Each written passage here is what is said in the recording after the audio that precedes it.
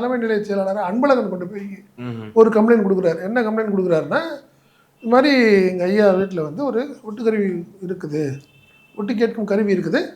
இந்த கருவி சம்பந்தமான விஷயங்கள் வந்து கிட்டத்தட்ட 1 மாதமாக இருக்கிறதா நாங்கள் நினைக்கிறோம். இதில் நடந்த விஷயங்கள், வீட்டில் நடந்த எல்லா விஷயங்களுமே வெளியே போயிருக்கு, இதனால் உயிருக்கு ஆபத்து அப்படிங்கிற மாதிரி ஒரு கம்ப்ளைண்ட்டை கொடுத்துருக்குறாங்கன்னு வச்சுங்களேன்.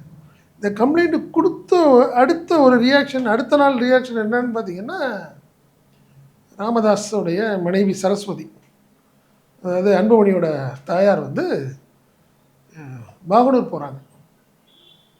அங்கே போய் அன்புமணி வீடு அங்கே இருக்குது, சென்னையில் இருக்கார்ல, அங்கே இருக்குது. அங்கே போய் பார்க்குறாரு. அவங்க வீட்டுக்கு போய் கிட்டத்தட்ட ஒரு அரை நாள் அவங்க வீட்டில் இருந்துருக்குறாங்க. அவங்க யார், தாயார் வந்து பையனை போய் பார்த்துருக்குறாங்க. அந்த வீடியோஸ் எல்லாம் நிறையா, அவர் கரெக்டாக அந்த காரில் இறங்குறது, அம்மாவை கட்டி பிடிச்சி அப்படி போகிறது, ஒரு மருமகள் சௌமியாவும் அன்புமணி தம்பதி 2 பேரும் காலில் வந்து ஆசீர்வாதம் வாங்குறது, இந்த வீடியோக்கெல்லாம் எல்லாம் வந்தது.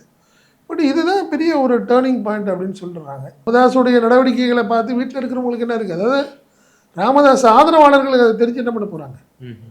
இது எதிரணி, அதாவது அன்புமணி தரப்புக்கு தான் இந்த ஒரு விஷயம் போயிருக்கணும்.